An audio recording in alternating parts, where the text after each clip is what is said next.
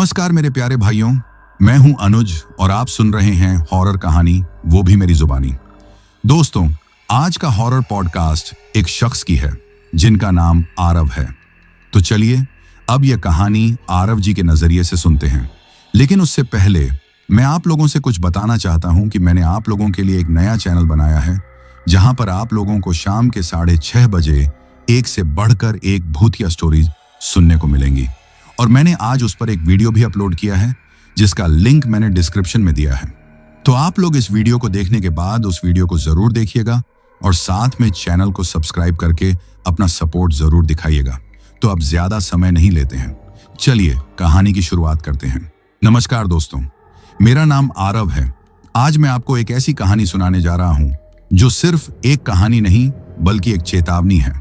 हम अक्सर भूत प्रेत और चुड़ैलों की कहानियां सुनते हैं, लेकिन आज मैं जिस शक्ति के बारे में बताने जा रहा हूं वह प्रेत योनि की सबसे खतरनाक और दुर्लभ शक्ति मानी जाती है, जिसे ब्रह्म राक्षस कहते हैं। यह कोई साधारण आत्मा नहीं होती। कहते हैं कि जब कोई बहुत बड़ा ज्ञानी या कोई ब्राह्मण अपने ज्ञान का दुरुपयोग करता है या अपने जीवन में कोई ऐसा कुकर्म करता है जो धर्म के खिलाफ हो, तो मरने के बाद उसे मोक्ष नहीं मिलता, वह ब्रह्म राक्षस बन जाता है।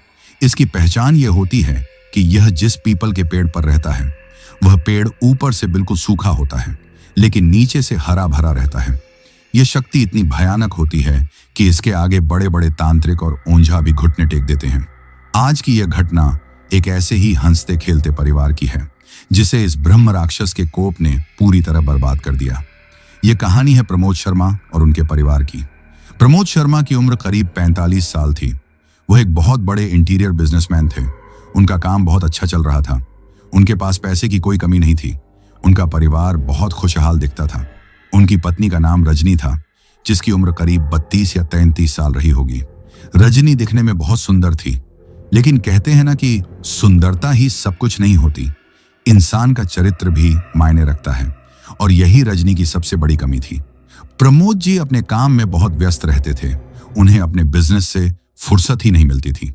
इसलिए उन्होंने अपने गांव से अपने भतीजे दीपक को शहर बुला लिया ताकि वह उनके बिजनेस में हाथ बंटा सके। दीपक एक बहुत ही संस्कारी और सीधा साधा लड़का था। वह पूजा पाठ करने वाला और बड़ों का आदर करने वाला इंसान था। जब दीपक शहर आया तो वह अपने चाचा चाची के साथ ही रहने लगा। प्रमोद जी को दीपक पर बहुत भरोसा था। उन्हें लगता था कि दीपक उनके बेटे जैसा है और वह कभी उनके भरोसे को नहीं तोड़ेगा।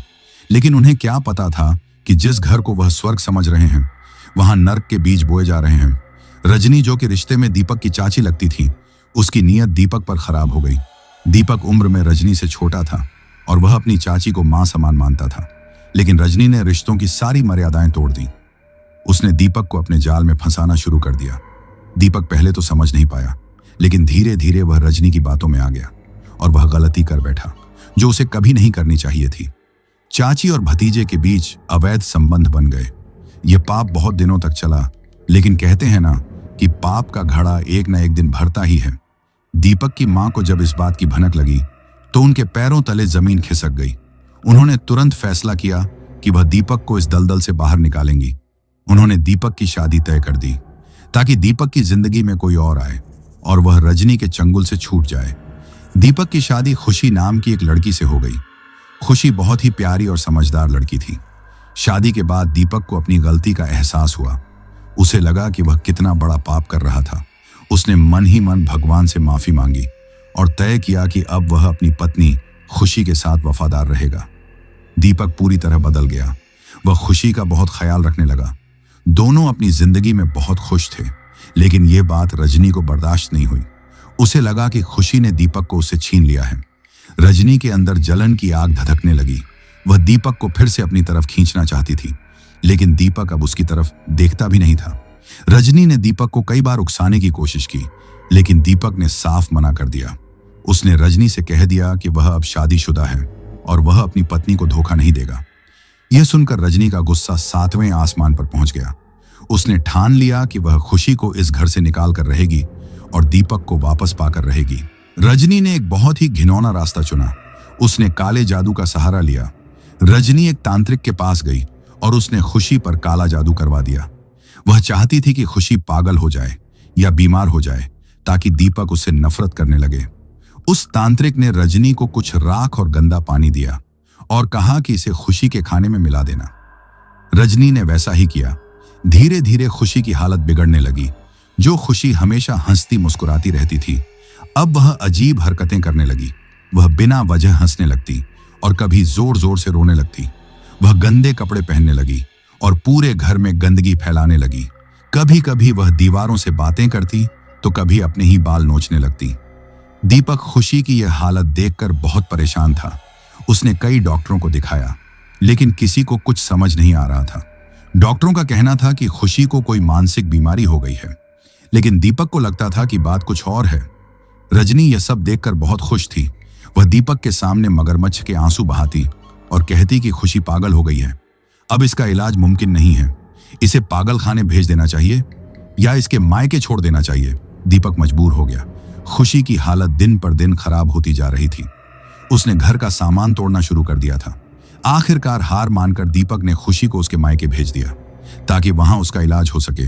खुशी के जाते ही रजनी को लगा कि अब मैदान साफ है, अब वह दीपक को फिर से अपने वश में कर लेगी। लेकिन दीपक अब भी रजनी से दूर रहता था। वह अपनी पत्नी के गम में डूबा रहता था। उसे रजनी की हरकतों पर शक होने लगा था, लेकिन उसके पास कोई सबूत नहीं था। इधर रजनी की भूख शांत नहीं हुई थी। दीपक के मना करने के बाद रजनी का चक्कर एक तीसरे आदमी से चल गया। वह आदमी एक गुंडा किस्म का इंसान था। उसका नाम रॉकी था। रॉकी को सिर्फ पैसों से प्यार था और रजनी को अपनी हवस मिटाने से मतलब था। दोनों अक्सर छुप छुप कर मिलने लगे। प्रमोद जी अपने काम में इतने व्यस्त थे कि उन्हें भनक तक नहीं लगी कि उनकी पत्नी क्या कर रही है, लेकिन दीपक को शक हो गया था।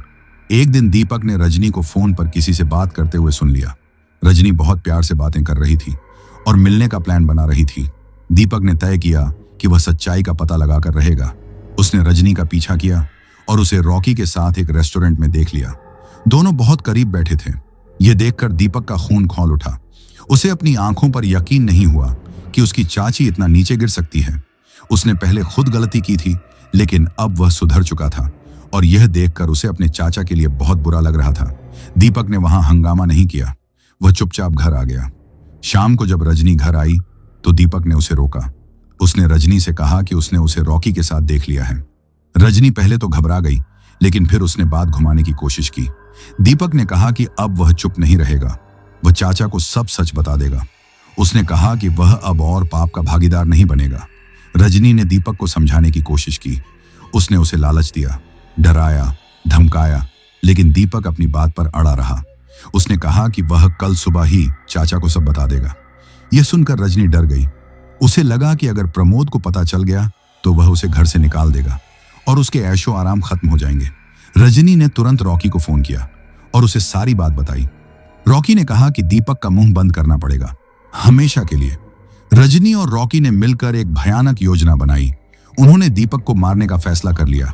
रजनी ने दीपक से कहा कि वह अपनी गलती मानती है और वह रॉकी से आखिरी बार मिलकर सब खत्म करना चाहती है। उसने दीपक से कहा कि वह एक बार रॉकी से मिल ले ताकि वह उसे समझा सके कि वह अब रजनी से दूर रहे। दीपक सीधा साधा था। वह रजनी की बातों में आ गया।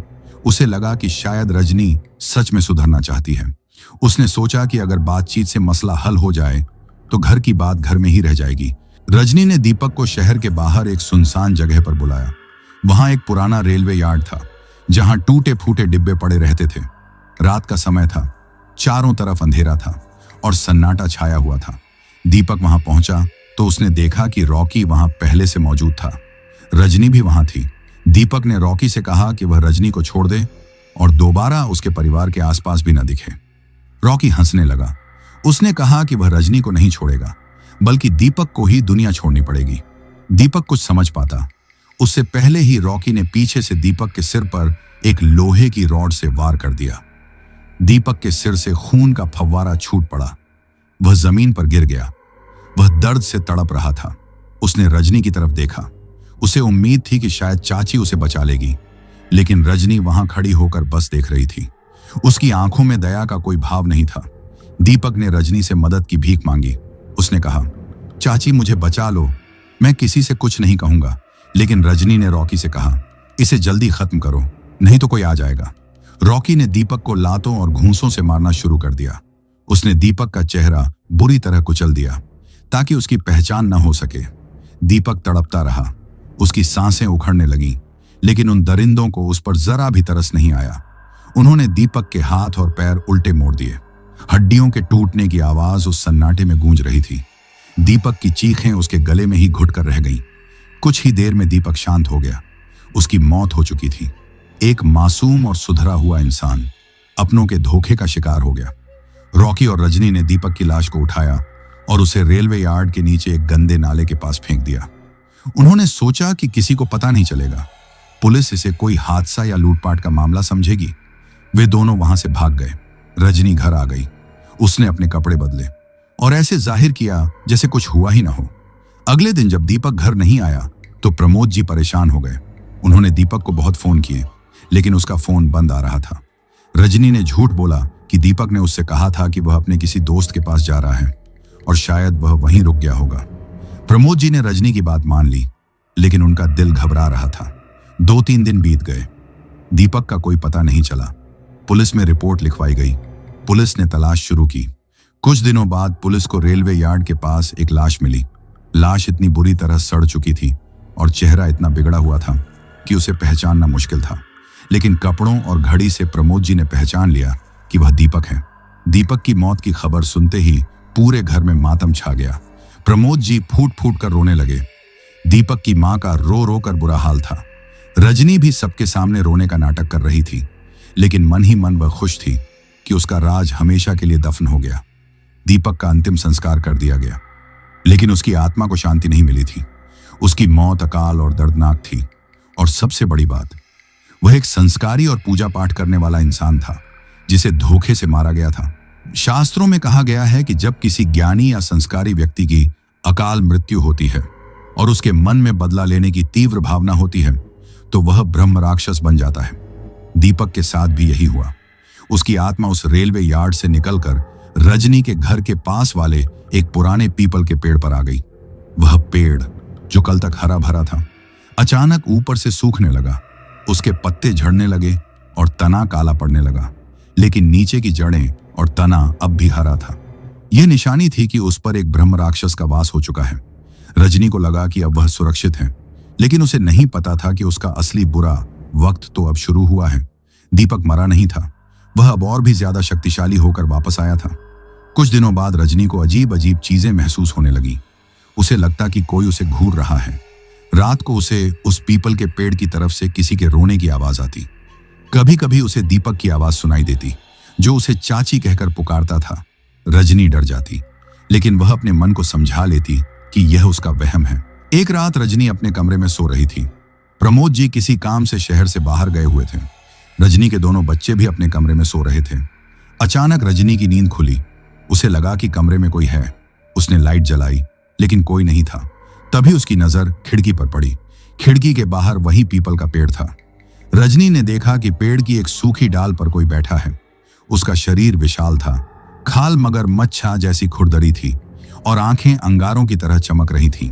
वह कोई और नहीं, दीपक था, अपने ब्रह्म राक्षस रूप में। वह रजनी को देखकर हंस रहा था। उसकी हंसी इतनी भयानक थी कि रजनी के रोंगटे खड़े हो गए। दीपक ने एक लंबी छलांग लगाई और सीधा रजनी के कमरे में आ गया। रजनी चिल्लाना चाहती थी, लेकिन उसकी आवाज नहीं निकली। दीपक उसके पास आया और बोला, चाची, तुमने मुझे मार दिया, लेकिन मैं वापस आ गया हूं। अब मैं तुम्हें नहीं छोड़ूंगा। मैं तुम्हारे शरीर का कोना कोना नोच डालूंगा। रजनी कांपने लगी। उसने हाथ जोड़कर माफी मांगी, लेकिन ब्रह्म राक्षस ने उसकी एक न सुनी। उसी रात ब्रह्म राक्षस ने रजनी के शरीर में प्रवेश कर लिया और यहीं से शुरू हुआ उस घर का विनाश। वह रात उस घर के लिए कयामत की रात थी। दीपक की आत्मा अब रजनी के शरीर में थी, लेकिन वह रजनी नहीं थी। वह एक प्रतिशोध की आग थी जो सब कुछ जलाकर राख कर देना चाहती थी। रजनी के शरीर में प्रवेश करते ही उस कमरे का तापमान गिर गया। इतनी ठंड हो गई कि वहां सांस लेना भी मुश्किल हो रहा था। रजनी अपनी जगह से उठी। उसकी चाल बदल चुकी थी। वह किसी औरत की तरह नहीं, बल्कि किसी भारी भरकम मर्द की तरह चल रही थी। उसने आईने में अपना चेहरा देखा और जोर से हंसी। वह हंसी रजनी की नहीं थी, वह दीपक की थी। वही दीपक जिसे तड़पा तड़पा कर मारा गया था। अगली सुबह जब घर में काम करने वाली बाई आई तो उसने देखा कि घर का मुख्य दरवाजा खुला हुआ है और अंदर से अजीब सी आवाजें आ रही हैं। वह डरते डरते अंदर गई। उसने देखा कि रजनी ड्राइंग रूम में फर्श पर बैठी है। उसके बाल बिखरे हुए हैं और वह कुछ खा रही है। बाई ने पास जाकर देखा तो उसकी चीख निकल गई। रजनी के हाथ में कच्चा मांस था जो शायद फ्रिज से निकाला गया था। वह उसे जानवरों की तरह नोच नोच कर खा रही थी। उसके मुंह और कपड़ों पर खून लगा हुआ था। बाई की चीख सुनकर रजनी ने ऊपर देखा। उसकी आंखें लाल थीं और चेहरा इतना भयानक हो चुका था कि उसे पहचानना मुश्किल था। रजनी ने बाई की तरफ छलांग लगाई। वह किसी इंसान की तरह नहीं कूदी, बल्कि किसी जंगली जानवर की तरह झपटी। बाई डर के मारे घर से बाहर भागी और शोर मचाना शुरू कर दिया। पड़ोसी इकट्ठा हो गए। उन्होंने देखा कि रजनी घर के दरवाजे पर खड़ी है और अजीब अजीब आवाजें निकाल रही हैं। तभी रजनी के दोनों बच्चे जो ऊपर सो रहे थे शोर सुनकर नीचे आए। उन्होंने अपनी मां को ऐसी हालत में देखा तो वे रोते हुए उसके पास गए। बड़ा बेटा बोला, मां तुम्हें क्या हुआ है? रजनी ने अपने बेटे को देखा, लेकिन उसकी आंखों में ममता नहीं थी, सिर्फ नफरत थी। उसने अपने ही बेटे का गला पकड़ लिया और उसे हवा में उठा दिया। वह बच्चा तड़पने लगा। लोग यह देखकर सन्न रह गए। एक मां अपने बच्चे को कैसे मार सकती है? पड़ोसियों ने हिम्मत करके दरवाजा तोड़ा और अंदर घुस गए। उन्होंने बड़ी मुश्किल से बच्चे को रजनी की पकड़ से छुड़ाया। रजनी में इतनी ताकत आ गई थी कि 4-5 आदमी मिलकर भी उसे काबू नहीं कर पा रहे थे। उसने 2 लोगों को उठाकर पटक दिया। उनकी हड्डियां टूट गईं। आखिरकार किसी तरह लोगों ने उसे रस्सियों से बांध दिया और एक कमरे में बंद कर दिया। उसी शाम प्रमोद जी अपनी बिजनेस ट्रिप से वापस आए। घर के बाहर भीड़ देखकर वह घबरा गए। जब वह अंदर आए तो उन्होंने घर का हाल देखा। सामान टूटा फूटा पड़ा था, फर्श पर खून के धब्बे थे और रजनी के कमरे से जानवरों जैसी गुर्राहट की आवाज आ रही थी। पड़ोसियों ने प्रमोद जी को सारी बात बताई। प्रमोद जी को विश्वास नहीं हुआ। वह दौड़कर कमरे की तरफ गए। उन्होंने दरवाजा खोला। सामने का नजारा देखकर उनके पैरों तले जमीन खिसक गई। रजनी रस्सियों से बंधी हुई थी, लेकिन वह रस्सियां तोड़ने की कोशिश कर रही थी। उसका चेहरा सूज चुका था, आंखें बाहर को निकल रही थीं। प्रमोद जी को देखते ही रजनी शांत हो गई और फिर एक भारी मर्दानी आवाज में बोली, आओ चाचा, मैं तुम्हारा ही इंतजार कर रहा था। प्रमोद जी कांप उठे। यह आवाज रजनी की नहीं थी, यह आवाज तो दीपक की थी, वही दीपक जो मर चुका था। प्रमोद जी ने कांपते हुए पूछा, तुम कौन हो और मेरी पत्नी के शरीर में क्या कर रहे हो? रजनी जोर से हंसी और बोली, चाचा, तुमने मुझे पहचाना नहीं। मैं दीपक हूं, तुम्हारा भतीजा, जिसे तुमने बेटे की तरह पाला था, लेकिन तुम्हारी इस पत्नी ने मुझे मार डाला। इसने और इसके यार रॉकी ने मिलकर मेरे सिर पर लोहे की रॉड मारी, मेरे हाथ पैर तोड़ दिए और मुझे रेलवे यार्ड के नीचे फेंक दिया। मैं बदला लेने आया हूं, मैं इसे जिंदा नहीं छोड़ूंगा। प्रमोद जी को गहरा धक्का लगा। उन्हें अपने कानों पर यकीन नहीं हो रहा था। उनकी पत्नी एक कातिल है, यह बात वह स्वीकार नहीं कर पा रहे थे। उन्होंने सोचा कि शायद रजनी को कोई मानसिक द्वारा पड़ा है। उन्होंने तुरंत शहर के सबसे बड़े मनोचिकित्सक को फोन किया। डॉक्टर आए, उन्होंने रजनी को देखा और उसे इंजेक्शन देने की कोशिश की, लेकिन जैसे ही डॉक्टर रजनी के पास गए, रजनी ने अपने बंधे हुए हाथों से डॉक्टर को धक्का दिया। डॉक्टर दीवार से जा टकराए। रजनी चिल्लाई, मुझे कोई दवाई नहीं चाहिए, मुझे बस खून चाहिए, इस औरत का खून और उस रॉकी का खून। प्रमोद जी समझ गए थे कि यह कोई बीमारी नहीं है, यह कुछ और है। उन्होंने पुलिस को बुलाने का फैसला किया, लेकिन पुलिस के आने से पहले ही रजनी ने वह राज उगलना शुरू कर दिया जो अब तक दफन था। रजनी के मुंह से दीपक बोल रहा था। उसने बताया कि कैसे रजनी ने उसे फंसाया था, कैसे उसने खुशी पर काला जादू करवाया था और कैसे रॉकी के साथ मिलकर उसकी हत्या की थी। उसने वह जगह भी बता दी जहां उसकी लाश पड़ी थी, रेलवे यार्ड के नीचे, गंदे नाले के पास। यह सब सुनकर वहां मौजूद हर शख्स की रूह कांप गई। प्रमोद जी फूट फूट कर रोने लगे। वह अपनी पत्नी से जितना प्यार करते थे, अब उतनी ही नफरत करने लगे थे। पुलिस आ गई। पुलिस ने रजनी की हालत देखी। उन्हें लगा कि वह पागल हो गई है, लेकिन जब पुलिस ने रेलवे यार्ड जाकर जांच की तो उन्हें वहां सचमुच एक लाश मिली। वह लाश दीपक की ही थी, जैसा कि रजनी के मुंह से निकली आवाज ने बताया था। लाश की हालत देखकर पुलिस वालों का भी दिल दहल गया। उसके हाथ पैर उल्टे मुड़े हुए थे और चेहरा पहचान में नहीं आ रहा था। पुलिस ने तुरंत रॉकी की तलाश शुरू की। रॉकी शहर छोड़ने की फिराक में था, लेकिन पुलिस ने उसे धर दबोचा। रॉकी ने पुलिस की मार पड़ते ही सब सच उगल दिया। उसने रजनी का नाम भी लिया। अब यह साफ हो गया था कि रजनी कोई पागल नहीं है, बल्कि एक शातिर मुजरिम है, और उसके अंदर जो बोल रहा है वह शायद उसका गुनाह है या सचमुच दीपक की आत्मा।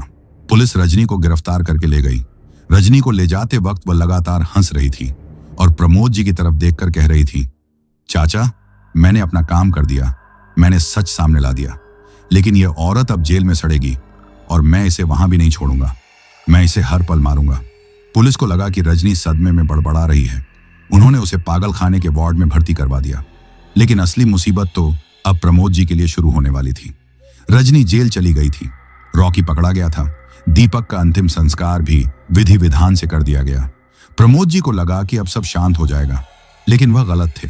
ब्रह्म राक्षस किसी एक शरीर का मोहताज नहीं होता। दीपक की आत्मा सिर्फ रजनी को सजा देने नहीं आई थी, वह उस पूरे घर से, उस पूरे खानदान से नफरत करने लगी थी, क्योंकि उसकी मौत अकाल थी और वह बहुत ज्ञानी और संस्कारी था, इसलिए उसकी शक्ति बहुत ज्यादा थी।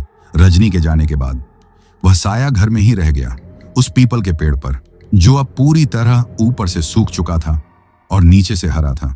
कुछ दिनों बाद प्रमोद जी के घर में अजीब घटनाएं शुरू हो गईं। रात को बर्तन गिरने की आवाजें आती, कभी कभी टीवी अपने आप चल पड़ता और उसमें अजीब सी तस्वीरें आती। प्रमोद जी के दोनों बच्चे बहुत डरे हुए थे। एक रात प्रमोद जी अपने कमरे में सो रहे थे। अचानक उन्हें अपने सीने पर बहुत वजन महसूस हुआ। उनकी आंख खुली तो उन्होंने देखा कि उनके सीने पर कोई बैठा है। अंधेरे में चेहरा साफ नहीं दिख रहा था, लेकिन उसकी आंखें जल रही थीं। वह साया प्रमोद जी के कान में फुसफुसाया, चाचा, तुमने मुझे बचाया क्यों नहीं? जब वह मुझे मार रहे थे तुम कहां थे? तुम मुझे शहर क्यों लाए? अगर मैं गांव में रहता तो आज जिंदा होता। यह सब तुम्हारी गलती है, अब तुम भी भुगतोगे। प्रमोद जी का गला घुटने लगा, वह हाथ पैर मारने लगे। उन्होंने हनुमान चालीसा पढ़ने की कोशिश की, लेकिन उनके मुंह से आवाज नहीं निकली। बड़ी मुश्किल से उन्होंने अपने पास रखे पानी के जग को गिराया। जग गिरने की आवाज से वह साया गायब हो गया। प्रमोद जी पसीने से लथपथ थे। वह समझ गए कि दीपक अभी गया नहीं है, वह अब उन्हें दोषी मान रहा है। अगले दिन से बच्चों पर आफत आ गई। छोटा बेटा जो 5 साल का था, वह अचानक हवा में उड़ने लगा और फिर धड़ाम से जमीन पर गिर जाता। उसके शरीर पर दांतों के निशान मिलने लगे। बड़ा बेटा जो 8 साल का था, वह रात को नींद में उठकर चलने लगता और सीधा छत की मुंडेर पर जाकर खड़ा हो जाता। अगर प्रमोद जी समय पर नहीं जागते तो वह नीचे गिर जाता। प्रमोद जी ने कई पंडितों को बुलाया, हवन करवाया, पूजा पाठ करवाई, लेकिन जैसे ही हवन शुरू होता, हवन कुंड में धमाका हो जाता या पंडित जी के कपड़ों में आग लग जाती। कोई भी पूजा वहां सफल नहीं हो पा रही थी। पंडितों ने हाथ खड़े कर दिए। उन्होंने कहा कि यह शक्ति बहुत ताकतवर है, यह ब्रह्म राक्षस है, यह हमारे मंत्रों को हमसे बेहतर जानता है, क्योंकि यह खुद एक ब्राह्मण की आत्मा है। प्रमोद जी की हालत खराब होती जा रही थी। उनका बिजनेस ठप हो गया था। घर में खाने को दाने नहीं थे, नौकर भाग चुके थे। वह अपने दोनों बच्चों को लेकर एक कमरे में बंद रहते थे। रात होते ही घर में कोहराम मच जाता था। कभी रजनी की चीखें सुनाई देती तो कभी दीपक का रोना। उस पीपल के पेड़ का आकार भी बढ़ने लगा था। उसकी जड़ें अब घर की दीवारों को फाड़कर अंदर आने लगी थीं। ऐसा लग रहा था जैसे वह पेड़ पूरे घर को निगल जाना चाहता हो। एक दिन प्रमोद जी ने हिम्मत करके अपने गांव के एक बहुत पुराने जानकार को फोन किया। उन्होंने सारी बात बताई। उस जानकार ने कहा, प्रमोद, तुमने बहुत बड़ी गलती कर दी। ब्रह्म राक्षस को साधारण पूजा से नहीं हटाया जा सकता। तुम्हें किसी सिद्ध स्थान पर जाना होगा जहां बड़ी शक्तियां वास करती हों। तुम मेहंदीपुर बालाजी जाओ, वहीं तुम्हारा कल्याण हो सकता है। प्रमोद जी ने तुरंत तैयारी की। उन्होंने सोचा कि वह बच्चों को लेकर बालाजी जाएंगे, लेकिन ब्रह्म राक्षस उन्हें इतनी आसानी से जाने देने वाला नहीं था। जिस दिन प्रमोद जी को निकलना था, उसी सुबह उनकी गाड़ी के चारों टायर फटे हुए मिले। गाड़ी के शीशे पर खून से लिखा था, कहीं नहीं जाओगे, यहीं मरोगे। प्रमोद जी डर गए। उन्होंने टैक्सी बुलाई, लेकिन जैसे ही टैक्सी घर के पास आई, उसका एक्सीडेंट हो गया। कोई भी गाड़ी उस घर के पास आने को तैयार नहीं थी। प्रमोद जी समझ गए कि वह कैद हो चुके हैं, अपने ही घर में, एक अदृश्य जेल में। तभी प्रमोद जी के बड़े बेटे के शरीर में एक बदलाव आया। उसकी आवाज बदल गई। वह दीपक की आवाज में बोला, चाचा, तुम भागने की सोच रहे हो, लेकिन तुम भाग नहीं पाओगे। मेरा हिसाब अभी बाकी है। रजनी तो सिर्फ शुरुआत थी। मुझे पूरे वंश का नाश करना है, क्योंकि तुम्हारे खून में धोखा है। प्रमोद जी अपने बेटे के पैरों में गिर गए। वह रोने लगे। उन्होंने कहा, बेटा दीपक, मुझे माफ कर दो, मेरी क्या गलती है? मैंने तो तुम्हें हमेशा प्यार दिया। दीपक बेटे के शरीर में हंसा और बोला, प्यार? अगर प्यार होता तो तुम मेरी मां को और मेरी पत्नी खुशी को यहां बुलाते, लेकिन तुमने मुझे यहां अकेले सड़ने के लिए छोड़ दिया। अब मैं तुम्हें दिखाऊंगा कि असली दर्द क्या होता है। प्रमोद जी को अब एक ही रास्ता सूझ रहा था, उन्हें पैदल ही निकलना होगा, किसी तरह इस घर की सीमा से बाहर निकलना होगा।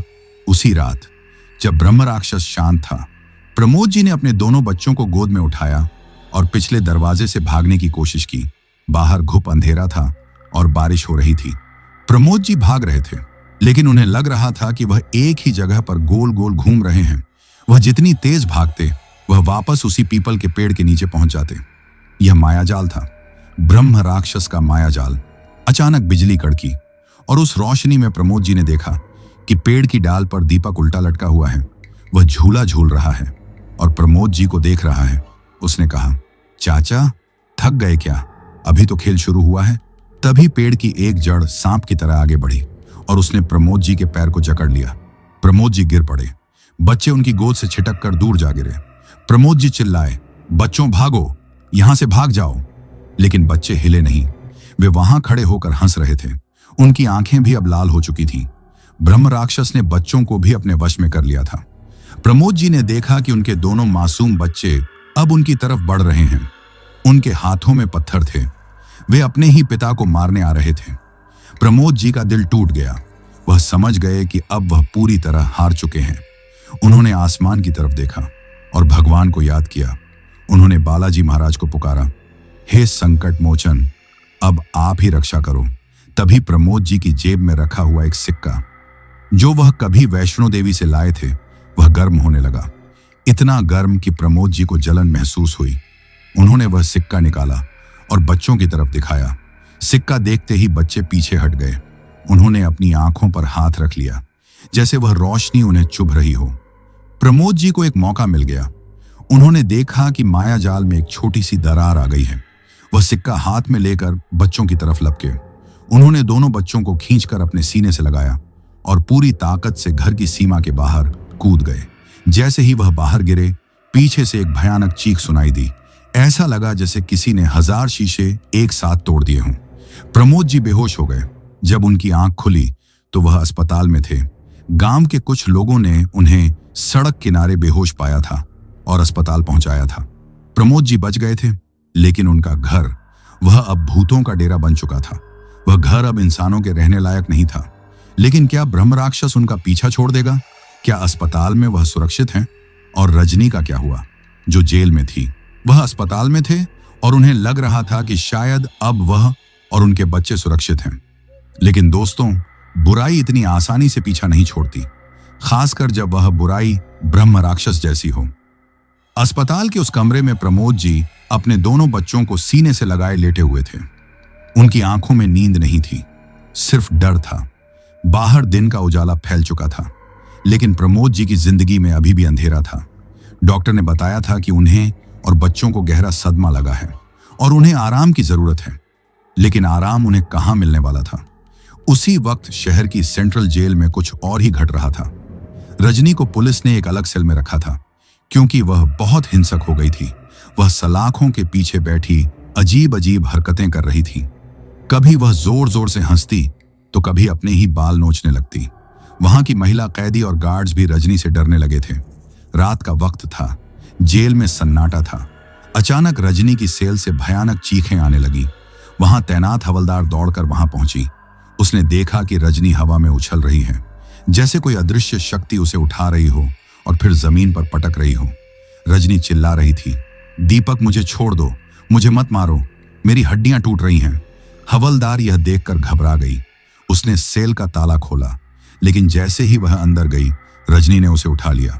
रजनी के अंदर इतनी ताकत आ गई थी कि उसने एक हट्टे कट्टे हवलदार को एक हाथ से उठा लिया और दीवार पर दे मारा। रजनी की आवाज बदल चुकी थी। वह बोली, तुम सब तमाशा देखने आए हो? देखो इस औरत का क्या हाल होता है। इसने मुझे तड़पा कर मारा था, अब यह हर पल मरेगी। यह दीपक की आवाज थी, जो जेल की दीवारों में गूंज रही थी। ब्रह्म राक्षस एक ही समय पर 2 जगहों पर मौजूद था। एक तरफ वह प्रमोद जी के मन में डर पैदा कर रहा था और दूसरी तरफ जेल में रजनी को शारीरिक यातनाएं दे रहा था। रजनी का शरीर जगह जगह से नीला पड़ चुका था। उसकी एक आंख सूज गई थी, लेकिन उसे बेहोश होने की भी इजाजत नहीं थी। ब्रह्म राक्षस उसे जगाकर रखता था ताकि वह हर दर्द को महसूस कर सके। जेलर ने रजनी को पागल खाने भेजने का आदेश दे दिया, क्योंकि उन्हें लगा कि यह औरत पूरी तरह पागल हो चुकी है और दूसरे कैदियों के लिए खतरा है। इधर अस्पताल में प्रमोद जी को भी अजीब चीजें महसूस होने लगी थीं।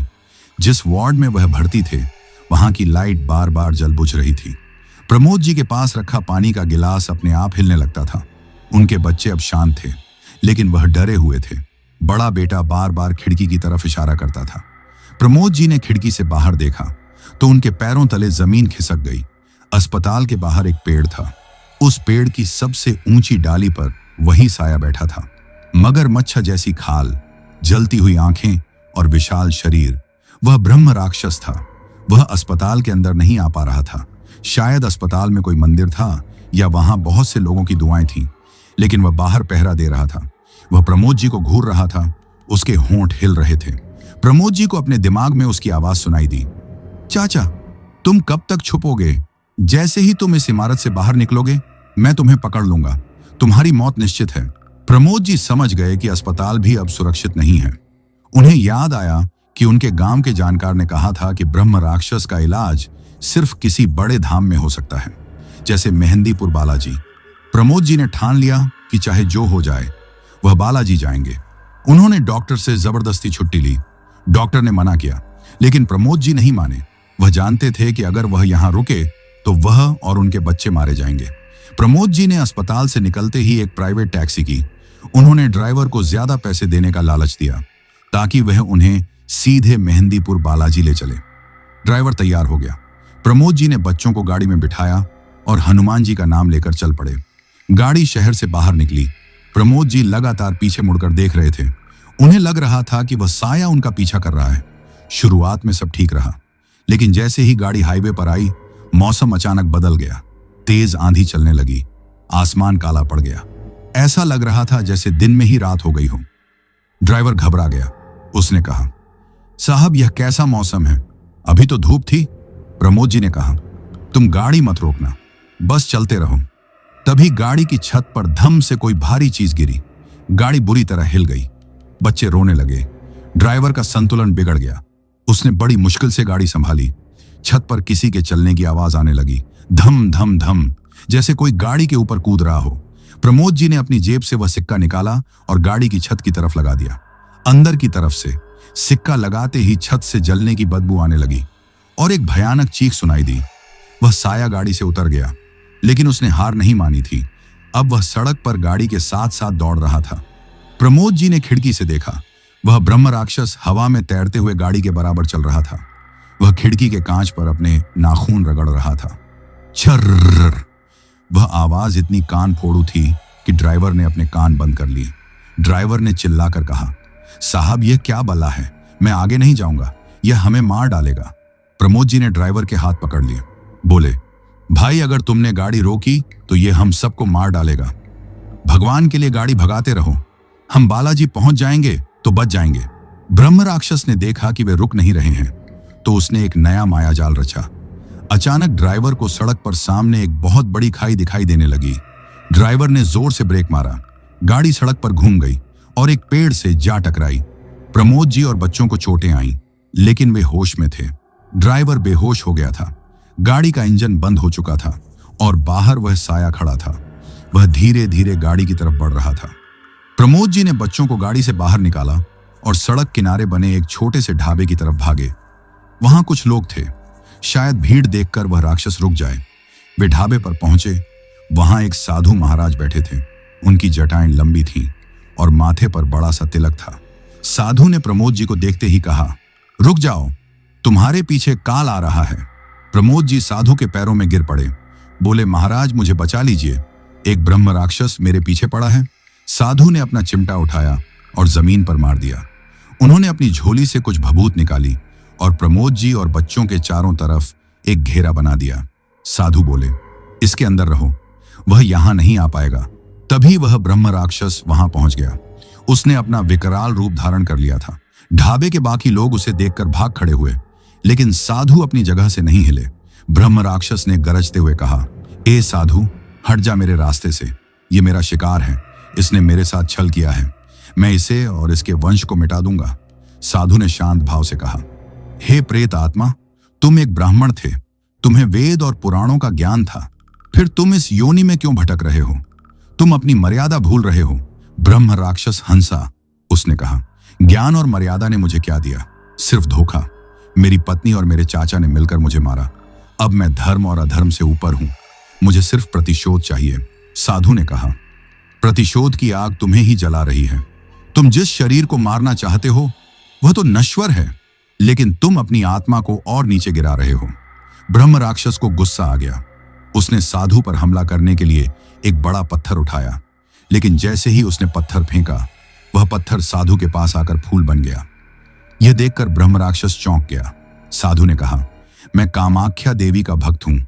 तुम्हारी नकारात्मक शक्ति यहां काम नहीं करेगी, लेकिन मैं तुम्हें मुक्ति नहीं दे सकता, क्योंकि तुम ब्रह्म राक्षस हो। तुम्हें मुक्ति या तो त्रिदेव दे सकते हैं या तुम अपना दंड भोग कर ही मुक्त होगे। प्रमोद जी ने साधु से पूछा, महाराज, तो क्या इसका कोई उपाय नहीं है? क्या यह हमें ऐसे ही मारता रहेगा? साधु ने प्रमोद जी की तरफ देखा और कहा, इसकी शक्ति का स्रोत वह पीपल का पेड़ है। जहां इसका वास है, वह पेड़ आधा सूखा और आधा हरा है। जब तक वह पेड़ वहां है, यह कहीं भी आ जा सकता है। तुम्हें बालाजी जाना होगा, वहां प्रेतराज सरकार ही इसका न्याय करेंगे, लेकिन वहां तक पहुंचना आसान नहीं होगा। यह तुम्हें हर कदम पर रोकेगा। साधु ने प्रमोद जी को एक रक्षा सूत्र दिया और कहा, इसे अपनी कलाई पर बांध लो और बच्चों को भी बांध दो। जब तक यह धागा है, यह तुम्हें छू नहीं पाएगा, लेकिन यह तुम्हें डराएगा, तुम्हारे मन से खेलेगा, तुम्हें पागल करने की कोशिश करेगा। तुम्हें अपने डर पर काबू रखना होगा। प्रमोद जी ने वह धागा बांध लिया। साधु के आशीर्वाद से उनमें थोड़ी हिम्मत आई। साधु ने अपनी शक्ति से उस टैक्सी ड्राइवर को होश में लाया और गाड़ी ठीक करवाई। साधु ने कहा, जाओ, बिना रुके सीधे मेहंदीपुर जाओ, पीछे मुड़कर मत देखना। प्रमोद जी ने साधु को प्रणाम किया और फिर से सफर शुरू किया। ब्रह्म राक्षस वहां खड़ा होकर देख रहा था। वह घेरे के अंदर नहीं आ सका था, लेकिन जैसे ही गाड़ी चली, वह फिर से उनके पीछे हो लिया।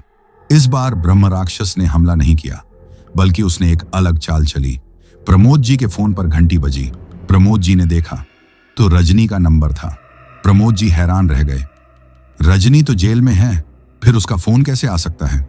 उन्होंने डरते डरते फोन उठाया। उधर से रजनी की रोती हुई आवाज आई, प्रमोद, मुझे बचा लो, मैं मर रही हूं, मुझे जेल से निकालो, मैं सुधर गई हूं।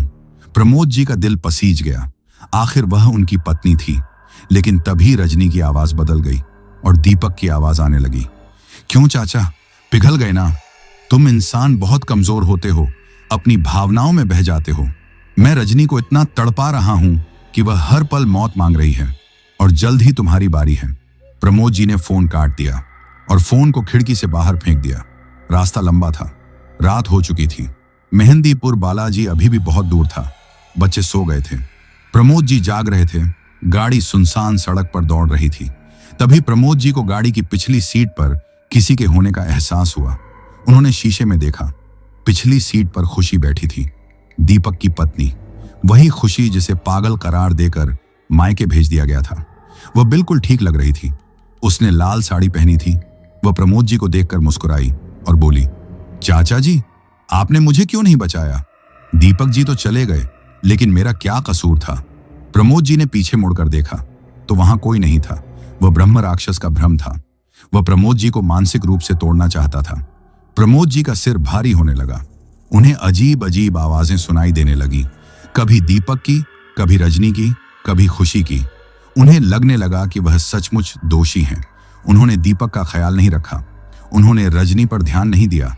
अपराध बोध उन्हें खाने लगा। ब्रह्म राक्षस यही चाहता था कि प्रमोद जी खुद अपनी जान ले लें या हार मान लें। प्रमोद जी को सड़क पर चलते हुए ट्रक भी राक्षस जैसे दिखने लगे। उन्हें लगा कि हर गाड़ी उन्हें कुचलने आ रही है।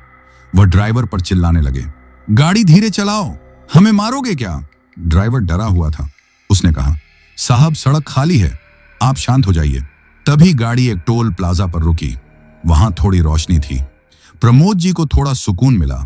उन्होंने पानी पिया, लेकिन जैसे ही उन्होंने पानी पिया, पानी का स्वाद खून जैसा लगा। उन्होंने थूक दिया। देखा तो बोतल में लाल रंग का पानी था। ब्रह्म राक्षस हंस रहा था। उसकी हंसी हवा में गूंज रही थी। तुम जहां भी जाओगे, जो भी करोगे, मैं वहां मौजूद रहूंगा। तुम पानी पियोगे तो खून बनेगा, तुम खाना खाओगे तो वह मांस बन जाएगा। मैं तुम्हें जीने नहीं दूंगा। प्रमोद जी ने हार नहीं मानी। वह बालाजी के दरबार की तरफ बढ़ते रहे। आखिरकार सुबह के 4 बजे वह मेहंदीपुर बालाजी के करीब पहुंच गए। वहां पहुंचते ही वातावरण बदल गया। वहां की हवा में एक पवित्रता थी। ब्रह्म राक्षस गाड़ी के बाहर था, लेकिन अब वह गाड़ी के पास नहीं आ पा रहा था। वह दूर खड़ा होकर चिल्ला रहा था, मैं अंदर नहीं जा सकता, लेकिन तुम हमेशा अंदर नहीं रहोगे। कभी तो बाहर आओगे, तब मैं तुम्हें देख लूंगा। प्रमोद जी ने गाड़ी से उतरकर बच्चों को गोद में लिया और मंदिर की सीढ़ियों की तरफ भागे। मंदिर की घंटी की आवाज सुनते ही उनके मन का भारीपन कम होने लगा। वह सुबह का वक्त था। मंदिर के बाहर भक्तों की लंबी कतार लगी हुई थी। हवा में अगरबत्ती और धूप की खुशबू थी। प्रमोद जी ने राहत की सांस ली। उन्हें लगा कि अब वह उस शैतान की पहुंच से दूर हैं, क्योंकि बालाजी के दरबार में बड़ी से बड़ी बुरी शक्ति भी कदम रखने से डरती है। प्रमोद जी ने बच्चों को संभाला और दर्शन की लाइन में लग गए। वह बहुत थके हुए थे। उनकी आंखों के नीचे काले घेरे थे और कपड़े मैले हो चुके थे, लेकिन उनके मन में एक उम्मीद की किरण थी। वह जानते थे कि यहाँ प्रेतराज सरकार का न्यायालय लगता है और वहीं उनके भतीजे दीपक की आत्मा को मुक्ति मिलेगी, या कम से कम उसे शांत किया जा सकेगा। जैसे जैसे प्रमोद जी मंदिर के मुख्य द्वार के करीब पहुंच रहे थे, उनके शरीर में एक अजीब सा भारीपन महसूस होने लगा। यह थकान का भारीपन नहीं था, ये कुछ और था। उनके पैर मन भर के हो गए थे। ऐसा लग रहा था जैसे कोई अदृश्य शक्ति उन्हें पीछे खींच रही है, उन्हें मंदिर के अंदर जाने से रोक रही है। लेकिन प्रमोद जी ने हिम्मत नहीं हारी। वह जय श्री राम का जाप करते हुए आगे बढ़ते रहे। मंदिर के अंदर का नजारा देखकर किसी का भी दिल दहल जाए। वहां कई लोग अजीब अजीब हरकतें कर रहे थे। कोई चिल्ला रहा था, कोई अपने बाल नोच रहा था, तो कोई जमीन पर लौट रहा था। यह उन लोगों की पेशी हो रही थी जिन पर बुरी शक्तियों का साया था। प्रमोद जी अपने बच्चों को लेकर एक कोने में खड़े हो गए। वह अपनी बारी का इंतजार करने लगे। अचानक प्रमोद जी को लगा कि उनके अंदर कुछ प्रवेश कर रहा है। उनका शरीर कांपने लगा। उनकी आंखें अपने आप बंद होने लगीं और जब खुली तो वह लाल हो चुकी थी। यह दीपक था। वह ब्रह्म राक्षस था जो प्रमोद जी के शरीर में प्रवेश कर चुका था। मंदिर के पुजारियों ने प्रमोद जी की हालत देखी। वे समझ गए कि यह कोई साधारण मामला नहीं है। 2-3 पुजारी दौड़कर प्रमोद जी के पास आए। उन्होंने प्रमोद जी पर गंगा जल छिड़का और बालाजी का नाम लेकर ललकारा, बोलो कौन हो तुम और इस शरीर को क्यों तंग कर रहे हो। प्रमोद जी के मुंह से एक भयानक हंसी निकली। वह आवाज इतनी भारी और गूंजने वाली थी कि आसपास खड़े लोग डर कर पीछे हट गए। वह ब्रह्म राक्षस बोला, मैं दीपक हूं, मैं एक ब्रह्म राक्षस हूं। पुजारी ने कहा, अगर तुम ब्रह्म राक्षस हो तो तुम यहां कैसे आए? यहां तो बुरी शक्तियां जल जाती हैं। तुम बाबा के दरबार में खड़े हो, तुम्हें डर नहीं लगता? प्रमोद जी ब्रह्म राक्षस ने जो जवाब दिया उसे सुनकर वहां मौजूद बड़े बड़े पंडित भी हैरान रह गए। ब्रह्म राक्षस ने कहा, मैं क्यों डरूं? मैं भी एक ब्राह्मण था। मैंने अपने जीवन में हनुमान जी की बहुत भक्ति की है। ये मेरे आराध्य हैं। मैं इनका साधक रहा हूं। यह मुझे नुकसान नहीं पहुंचाएंगे। मैं यहां किसी को डराने नहीं आया, मैं अपना न्याय मांगने आया हूं। पुजारी ने अपनी माला उठाई और मंत्र पढ़ने लगे, लेकिन ब्रह्म राक्षस पर उसका कोई असर नहीं हो रहा था। उल्टा ब्रह्म राक्षस खुद हनुमान चालीसा का पाठ करने लगा। वह बिल्कुल शुद्ध उच्चारण में हनुमान चालीसा पढ़ रहा था। जय हनुमान ज्ञान गुण सागर, जय कपीस तिहु लोक उजागर। यह देखकर सब सन्न रह गए। एक प्रेत आत्मा, एक राक्षस, और वह भगवान की स्तुति कर रहा है। यही तो ब्रह्म राक्षस की पहचान होती है। वह वेदों और शास्त्रों का ज्ञानी होता है, इसीलिए उसे हराना बहुत मुश्किल होता है। पुजारी ने हार नहीं मानी। उन्होंने भैरव बाबा का आह्वान किया। प्रमोद जी का शरीर तड़पने लगा। ब्रह्म राक्षस को कष्ट हो रहा था, लेकिन वह शरीर छोड़ने को तैयार नहीं था। उसने गरजते हुए कहा, तुम मुझे कितना भी तड़पा लो, लेकिन मैं नहीं जाऊंगा। मेरे साथ अन्याय हुआ है, मेरी हत्या हुई है। मेरे चाचा ने मुझे शहर बुलाकर मरवा दिया। मेरी चाची ने मेरे साथ विश्वासघात किया। मुझे मोक्ष नहीं चाहिए, मुझे बदला चाहिए। मैं इस पूरे वंश को खत्म करके ही दम लूंगा। पुजारी ने कहा, देखो दीपक, तुम एक अच्छी आत्मा थे। तुम क्यों अपने कर्म खराब कर रहे हो? भगवान पर भरोसा रखो। उन दोषियों को सजा मिल चुकी है। रजनी जेल में है, रॉकी पकड़ा गया है। अब तुम इस शरीर को छोड़ दो, इन मासूम बच्चों को छोड़ दो। ब्रह्म राक्षस हंसा। उसने कहा, जेल की सजा उनके लिए काफी नहीं है, उन्हें वैसी ही तड़प मिलनी चाहिए जैसी मुझे मिली थी। मैं जा रहा हूं, लेकिन मैं वापस आऊंगा। मैं कहीं नहीं गया हूं, मैं साए की तरह इनके साथ रहूंगा। इतना कहकर प्रमोद जी का शरीर शांत हो गया। वह बेहोश होकर गिर पड़े। पुजारियों ने उन्हें उठाया, पानी पिलाया। जब प्रमोद जी को होश आया तो वह बहुत रोए। महंत जी ने प्रमोद जी को बुलाया। उन्होंने कहा, बेटा, यह कोई साधारण प्रेत नहीं है, यह ब्रह्म राक्षस है। यह अपनी जिद का पक्का है। इसे हम यहाँ बांध नहीं सकते, क्योंकि इसके पास अपने पिछले जन्मों का पुण्य और ज्ञान है। हम तुम्हें एक सुरक्षा कवच दे सकते हैं, लेकिन यह तुम्हारे परिवार को पूरी तरह नहीं छोड़ेगा। इसका अंत हम नहीं कर सकते। इसे या तो स्वयं त्रिदेव मुक्त कर सकते हैं, या यह अपना प्रतिशोध पूरा करके खुद शांत होगा। प्रमोद जी निराश होकर मंदिर से बाहर आए। उन्हें लगा था कि बालाजी में सब ठीक हो जाएगा, लेकिन यहां तो बात ही कुछ और निकली। ब्रह्म राक्षस ने भगवान के सामने भी अपनी ताकत दिखा दी थी। प्रमोद जी समझ गए कि अब उनका बचना मुश्किल है, लेकिन वह हार मानने वाले नहीं थे। उन्होंने सुना था कि असम में कामाख्या देवी का मंदिर है, जहां बड़े से बड़े तांत्रिक बैठते हैं। शायद वहां की शक्ति इस ब्रह्म राक्षस को काट सके। प्रमोद जी ने घर न लौटने का फैसला किया। वह बच्चों को लेकर सीधे असम के लिए निकल गए। सफर बहुत कठिन था। रास्ते भर उन्हें अजीब चीजें दिखाई देती रहीं। कभी ट्रेन की खिड़की के बाहर वह साया लटका हुआ दिखता, तो कभी बच्चों के खाने में कीड़े रेंगते हुए नजर आते। यह सब ब्रह्म राक्षस का माया जाल था। वह प्रमोद जी को पागल करना चाहता था। प्रमोद जी कामाख्या पहुंचे। वहां का माहौल बहुत रहस्यमय था। उन्होंने वहां के सबसे बड़े तांत्रिक से संपर्क किया। तांत्रिक ने प्रमोद जी को देखा और देखते ही पीछे हट गया। तांत्रिक ने कहा, तुम्हारे ऊपर मौत मंडरा रही है। तुम जिसे अपने कंधे पर बिठाकर लाए हो वह काल है। प्रमोद जी ने तांत्रिक के पैर पकड़ लिए। बोले, बाबा, कुछ भी करो, मेरी दौलत ले लो, मेरी जान ले लो, लेकिन मेरे बच्चों को बचा लो। तांत्रिक ने रात को एक विशेष पूजा रखी। श्मशान में पूजा शुरू हुई।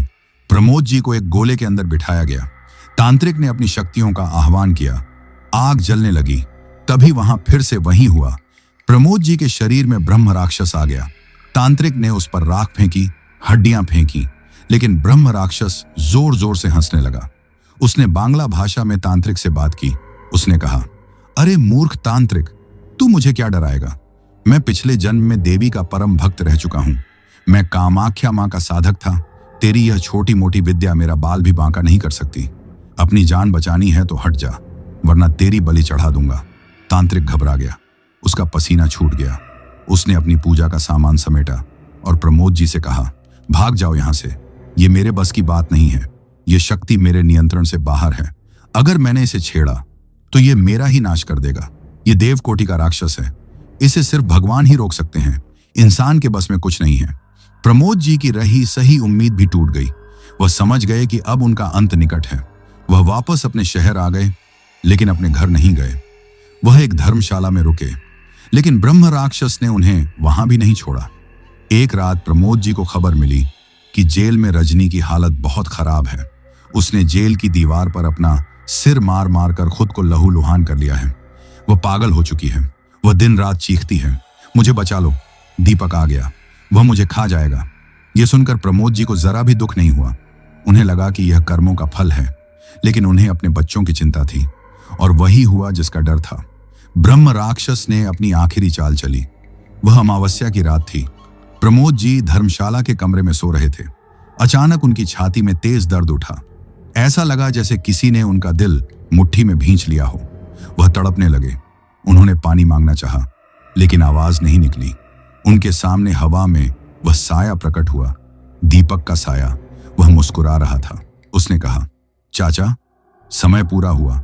मैंने कहा था ना, मैं तुम्हें तड़पा कर मारूंगा। आज तुम्हारी बारी है। प्रमोद जी ने अपने बच्चों की तरफ देखा, जो पास ही सो रहे थे। वह उनसे आखिरी बार मिलना चाहते थे, लेकिन उनका शरीर अब उनका साथ छोड़ रहा था। उनकी आंखों के सामने अंधेरा छा गया और एक जोरदार झटके के साथ उनके प्राण निकल गए। प्रमोद जी की मौत हो गई।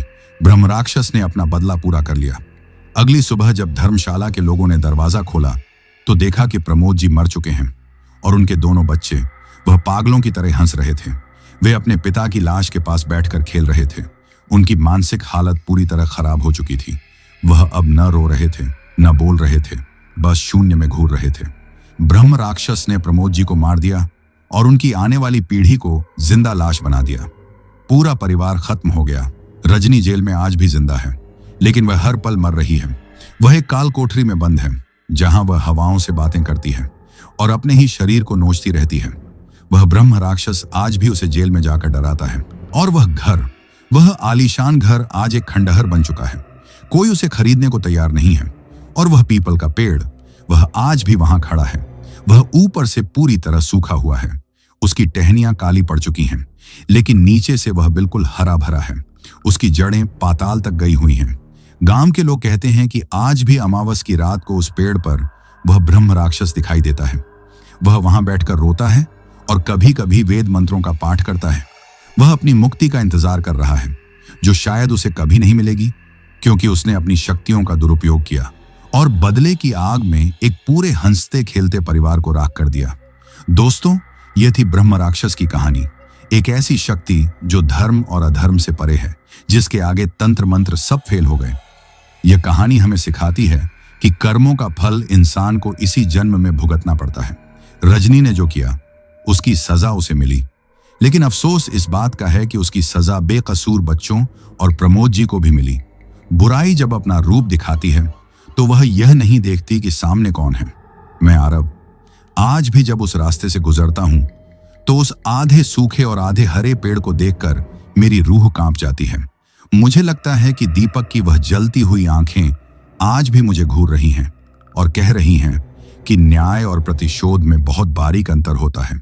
उम्मीद है आपको यह कहानी पसंद आई होगी और आप इससे सबक लेंगे। कभी किसी का बुरा ना करें और न ही किसी पर इतना भरोसा करें कि वह आपकी जान का दुश्मन बन जाए। तो दोस्तों, यह कहानी खत्म हुई। अब जिन भाइयों ने अपना नाम वीडियो में कमेंट किया था, उनका नाम लेते हैं। प्रणब भाई ओडिशा से, वाजिद तबस्सुम भाई लाहौर पाकिस्तान से, कुंदन कुमार राय भाई असम से, विनोद गुरुंग भाई दुबई से, हमदून जिया अहयान और आलिया मालदीव से, निहारिका जी ओडिशा से, राकेश कलेरा भाई गंगापुर राजस्थान से, मान साहब भाई पठानकोट पंजाब से, फुल शरीफ भाई कतर से, बाबू मंडल भाई राउरकेला से, जिनेश भाई मलेशिया से, पूर्ण चंद मल्होत्रा भाई राजस्थान से, हामिदुल्लाह भाई पाकिस्तान से, परवेज खान भाई गोरखपुर से, दीपिका श्रीवास्तव जी कानपुर से, लुकमान अंसारी भाई सहसवान से, अनिल चौहान भाई सिवान बिहार से, करण कुमार भाई दिल्ली से, जाहिर खान भाई धौलपुर से, तोसीफ खान भाई मध्य प्रदेश से, सपना शर्मा, अमन शर्मा और रुद्रा शर्मा दिल्ली से, दीपक भोयर भाई अर्जुनाली गांव से, दीपक जाट भाई पानीपत हरियाणा से, विपुल भाई गया बिहार से, राणू गिरी जी दुबई से, अमर घोरपड़े भाई महाराष्ट्र से, डी के शुक्ला भाई खलीलाबाद से, रिंकू भाई इंडिया से, सुखदेव भाई फरीदाबाद से, शिवम शर्मा भाई बरेली से, सुष्मिता चक्रवर्ती भाई कोलकाता से, अमीन भाई दिल्ली से, इंदुपाल जी छत्तीसगढ़ से, सचिन कुमार भाई रुड़की उत्तराखंड से, विनोद भाई तमिलनाडु से, सनम खान भाई कराची पाकिस्तान से, सुमन भाई नेपाल से, नरेंद्र चतुर्वेदी भाई जबलपुर मध्य प्रदेश से, हितेश कुमार पंचौली भाई गुजरात से, सलीम पीर भाई राजस्थान भीलवाड़ा से, मीना गुरुंग जी काठमांडू नेपाल से, राहुल वर्मा भाई दिल्ली से, अरुण कुमार भाई दिल्ली से, कौशल भाई हरदोई से, मेघा दीदी उमरेड से, विक्रांत तामांग भाई वेस्ट बंगाल से, मोहम्मद मंजर रहीम भाई जगदलपुर छत्तीसगढ़ से, राजेश कलेरा भाई राजस्थान से, रांची विनोद भाई नगला डैम से, युवेश तिवारी और हर्ष तिवारी भाई लोहारी सिरसा प्रयागराज से, शफीक भाई सऊदी अरब से, ललाटेंदु प्रधान भाई ओडिशा से, कुसुम मिश्रा जी छत्तीसगढ़ से, प्रिया कौर जी दिल्ली से, शंकर भाई बरगाह ओडिशा से, कुशवाहा शनि भाई अहमदाबाद से, सुब्रत किशन भाई गांधी चौक से, इफत अलीम भाई लाहौर पाकिस्तान से, मोहन भाई झारखंड से, पूनम जी जमशेदपुर झारखंड से, मंगा भाई पंजाब से, शेख मोइन भाई महाराष्ट्र से, अनस चौधरी भाई महाराजपुर गाजियाबाद से, अनुराग कश्यप भाई दुबई से, महेंद्र सिंह भाई दिल्ली से, सियाराम कुमार भाई नेपाल से, अरविंद गीताबेन रिंकल दीप सोनल और स्वरा राजकोट से, संजय सिंह सूर्यवंशी भाई भारत से, प्रमोद कुमार भाई जबलपुर मध्य प्रदेश से, मनीष जैन भाई दिल्ली से, तना अनिया अरुणाचल प्रदेश से, उषा अग्रवाल जी हैदराबाद से, विकास बागड़ी भाई भारत से, कुका भाई ओडिशा से, अवनीत जानवी और मानसी जालंधर पंजाब से, करण सिंह भाई उत्तर प्रदेश से, कृष्णा भाई झारखंड से, रवि भाई जबलपुर से, सागौली भाई मोतिहारी से, प्रशांत सिंह भाई गाजीपुर से, कार्तिक भाई दिल्ली से, मोहम्मद इस्तेखर भाई यूएसए से, राजेंद्र सुरेंद्र भाई ओडिशा से, छोटू भाई पाकिस्तान से, कुलविंदर कौर भाई लुधियाना पंजाब से, मोहम्मद कुद्दुस भाई दिल्ली से, विनोद कुमार भाई हरियाणा से, स्नेहा जी पटना से, हरदीप भाई छत्तीसगढ़ से, मेघा मेशराम भाई नागपुर से, संतोष बरडेवा भाई कतर से, विजय कुमार भाई राजघाट दिल्ली से, काशन भाई मिर्जापुर से, पप्पू भाई मथुरा से, जसप्रीत सिंह भाई राजौरी गार्डन से, गोजो भाई दिल्ली से, अशरफ भाई मुंबई से, दत्त भाई मुंबई से, मोहम्मद शाह भाई रोहरी सिंध पाकिस्तान से, सजबुल अंसारी भाई नेपाल से, ललित मंडल भाई बिहार से, मोहम्मद सरफराज खान भाई चौघड़िया से, रीना रौतिया जी मध्य प्रदेश से, इनामुल्लाह खान भाई सिद्धार्थनगर उत्तर प्रदेश से, अर्चना जी बिहार से, प्रिंस भाई सोनीपत से, जैनत वसीम भाई दुबई से, प्रवीण कुमार भाई उत्तर प्रदेश से, सुजन भाई नेपाल से, नरेश किरण और दुर्गेश भाई छत्तीसगढ़ से, अभिषेक भाई बनारस से, और जिन भाइयों ने अपना नाम कमेंट किया है लेकिन उनका नाम वीडियो में नहीं लिया गया है, तो भाइयों आप लोग टेंशन ना ले, आप लोगों का नाम अगली वीडियो में जरूर लिया जाएगा। और अगर आप लोग भी चाहते हैं कि आपका नाम वीडियो में लिया जाए तो अपना नाम और अपने शहर का नाम वीडियो में कमेंट करें। अगर आपको यह कहानी पसंद आई हो तो वीडियो को लाइक और चैनल को सब्सक्राइब करें ताकि और भी डरावनी कहानियां आप तक पहुंच सकें। कहानी को अंत तक सुनने के लिए दिल से धन्यवाद दोस्तों। आज के लिए बस इतना ही, मिलते हैं जल्द ही कुछ नई कहानियों के साथ। तब तक के लिए अपना ध्यान रखिए।